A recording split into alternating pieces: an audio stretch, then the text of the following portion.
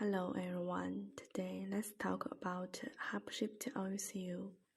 This oil seal made of rubber and there is metal. This color is a black color. And this size is internal diameter, there is 90.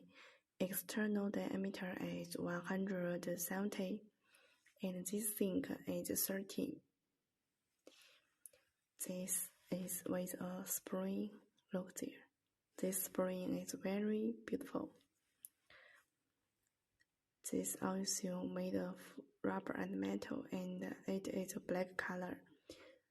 It has many following features, such as it has vulcanized at a low temperature, with longer service life and more wear resistance, high temperature resistance and good structure, aging resistance and oil leakage prevention, mud-proof water, tinted spring, and tinted skeleton.